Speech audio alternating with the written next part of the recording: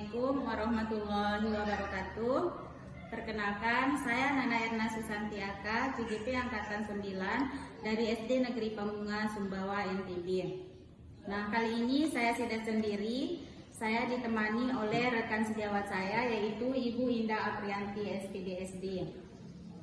Pada kesempatan kali ini kami akan melakukan percakapan pra-observasi, yaitu kegiatan yang dilakukan sebelum proses observasi di kelas.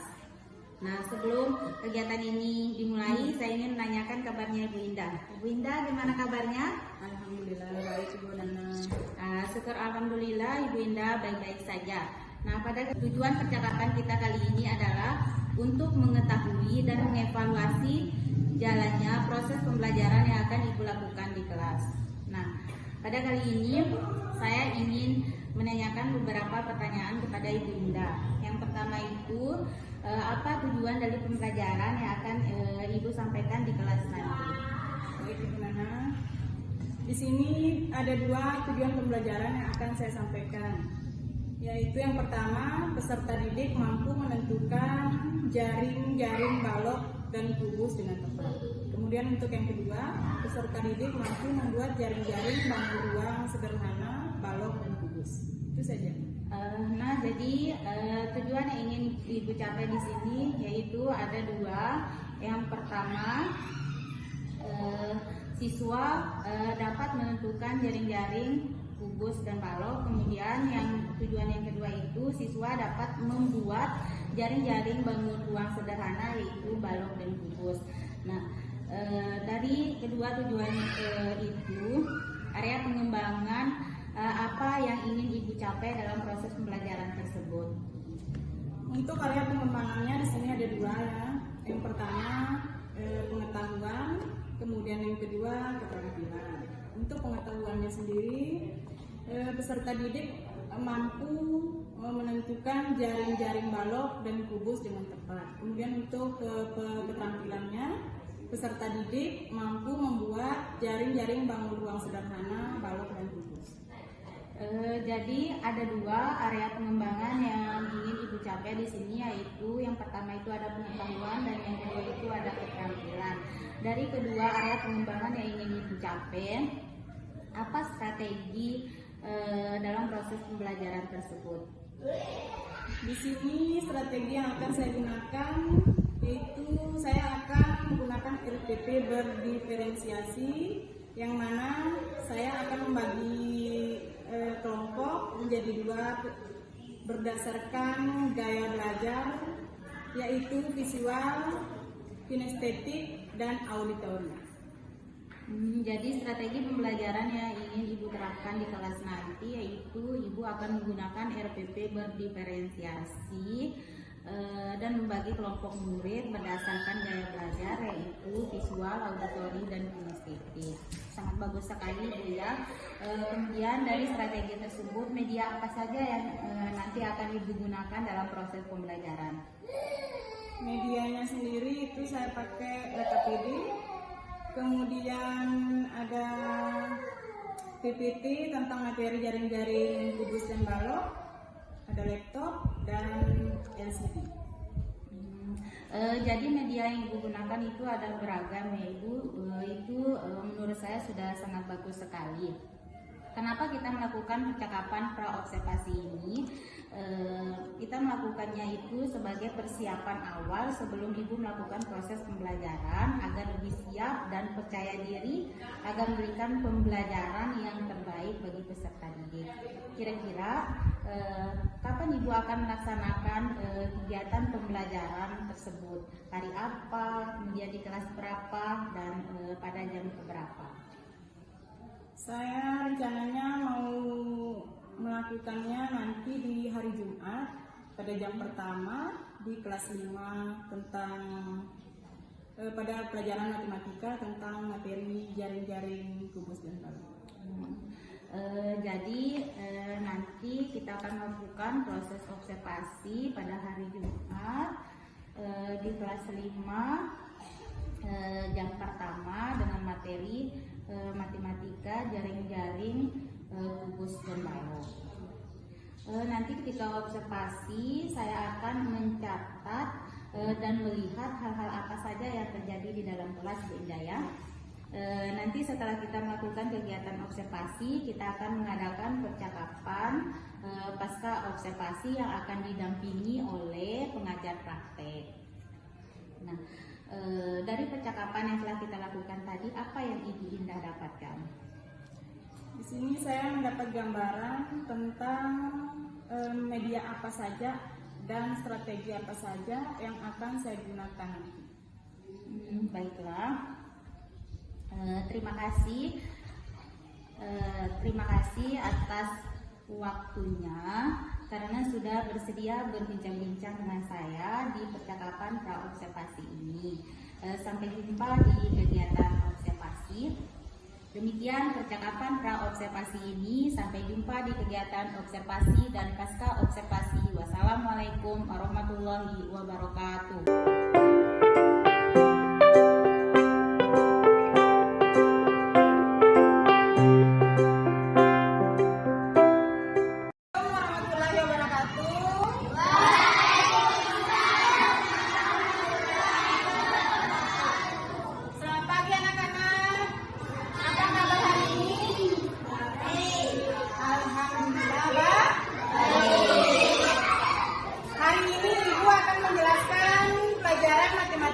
Tentang kubus, jaring-jaring kubus dan balok.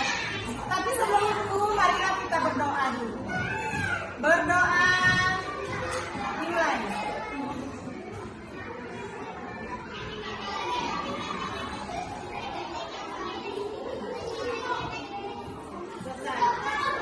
Baiklah anak-anak, tujuan pembelajaran hari ini yang pertama, siswa dapat menentukan jaring-jaring balok dan kubus dengan tepat.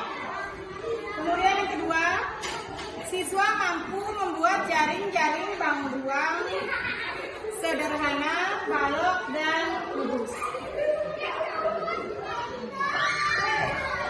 Jaring kubus dan balok. Di sini kita akan menjelaskan tentang jaring-jaring kubus dan balok. Sebuah bangun ruang jika dipotong pada beberapa rusuknya, kemudian direbahkan, akan berbentuk suatu gabungan dari beberapa bangun datar. Bentuk gabungan bangun datar disebut dengan jaring-jaring bangun ruang. Di sini kita akan melihat jaring-jaring kubus. Jaring-jaring kubus diperoleh dengan membelah bangun ruang kubus mengikuti rusuk-rusuknya. Kemudian dibentangkan. Jaring-jaring kubus terdiri atas 6 sisi yang berbentuk persegi. Sini ada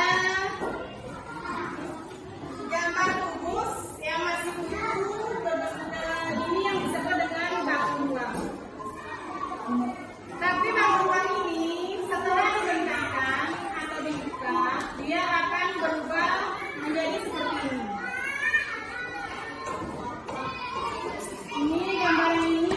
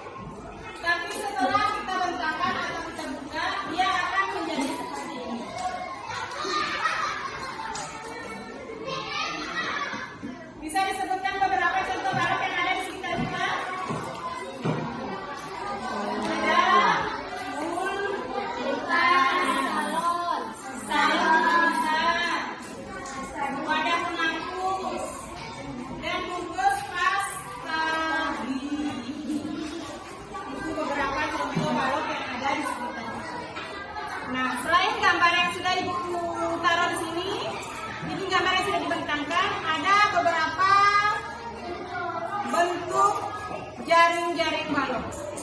Nah, ini ada 4 gambar. Ini yang masih utuh, tapi setelah dibuka atau dibentangkan dia akan menjadi seperti ini. Ini gambar pertama, gambar kedua, gambar ketiga, dan gambar keempat. Dari seluruh gambar ini, kalau kita lipat, dia akan utuh menjadi seperti ini. Bisa dipahami? Untuk penjelasan kubus dan balok sampai di sini ya, semoga bisa dipahami dengan baik. Nah, selanjutnya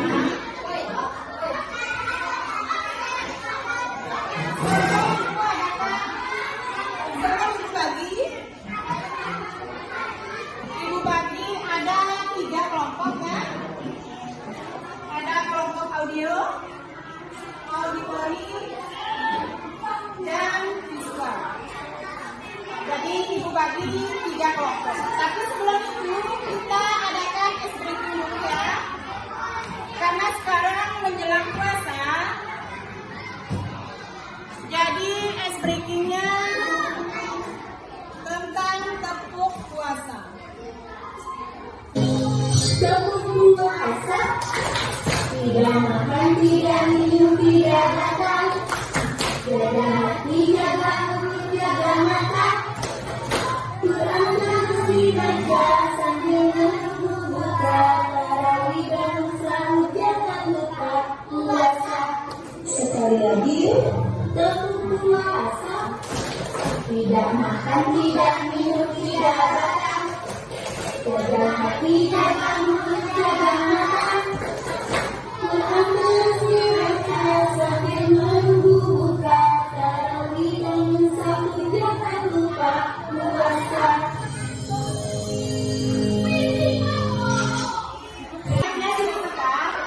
Jadi sekarang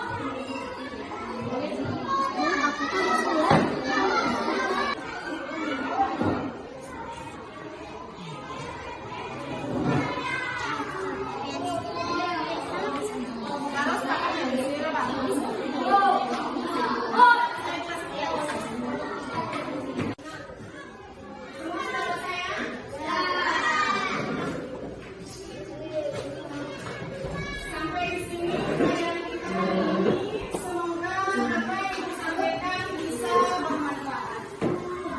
Sebelum pelajaran diakhiri, kita berdoa dulu. Berdoa mulai.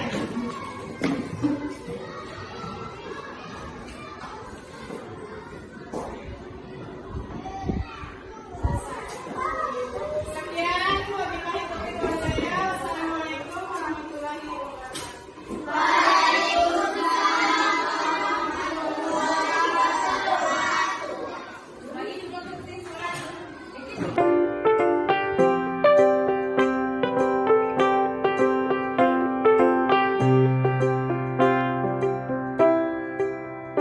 Assalamualaikum warahmatullahi wabarakatuh.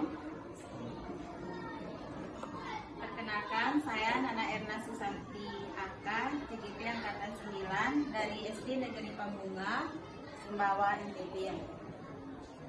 Kali ini saya akan melakukan percakapan pasca observasi yang bertujuan untuk merefleksi kegiatan observasi bersama rekan saya, yaitu Perkenalkan, nama saya Indah Aprianti, saya dari SDN Pembunga.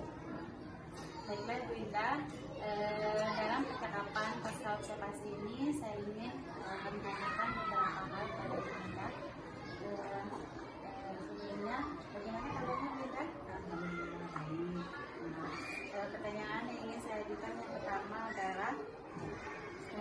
bagaimana perasaan Ibu Indah setelah melakukan proses pembelajaran di kelas? Senang ya, karena semua anak-anak optimis dalam menerima semua pelajaran yang saya sampaikan.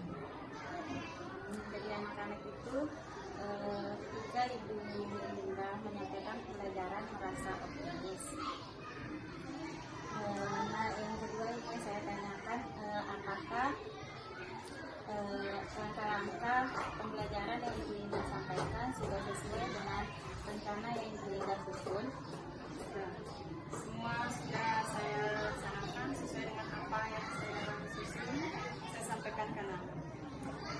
Kira-kira dari nilai 1 sampai 10 pembelajaran yang Ibu Indah sampaikan berada di nilai berapa? 8 sampai 9, karena masih ada anak 1-2 orang yang kurang fokus. Jadi Ibu Indah itu sudah berada di nilai 8 sampai 10. Dan menurut saya itu sudah hampir sempurna, dan Ibu Indah mendapatkan masalah atau hambatan karena ada beberapa anak yang kurang fokus dalam proses pembelajaran. Kemudian dari 4 kompetensi mana yang ingin Ibu Indah kembangkan? Kompetensi pedagogik, karena saya ingin dalam menyusun rencana pembelajaran, saya ingin menggunakan pembelajaran berdiferensiasi. Kemudian apa harapan Ibu terhadap pembelajaran selanjutnya?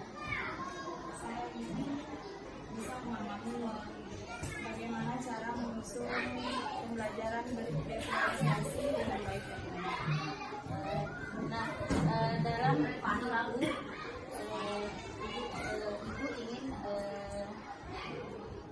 bisa menggunakan FPP berdiferensiasi atau memahami bagaimana cara menyusun FPP berdiferensiasi. Nah, ketika Ibu ingin belajar lebih lanjut, siapa saja yang terlibat dalam proses tersebut? Ada teman sejawat, misalnya teman yang ikut CGT kemarin, kemudian ada kepala sekolah, ada sama teman-teman kelas yang lain, itu tukar pikiran. Baiklah, jadi yang ingin Ibu Indah libatkan di sini ada Bapak Kepala Sekolah, kemudian ada rekan CGT, kemudian rekan-rekan sejawat lainnya. Kapan rencana tersebut akan Ibu Indah laksanakan? Saya ingin secepatnya, misalnya selesai mid, baru saya terapkan pembelajaran. Baiklah, jadi Ibu Indah ingin belajar dan melaksanakan pembelajaran berdiferensiasi ini setelah menikah. Mungkin itu saja yang dapat saya tanyakan kepada Ibu Indah. Terima kasih atas waktunya. Wabillahi taufiq wal hidayah. Assalamualaikum warahmatullahi wabarakatuh.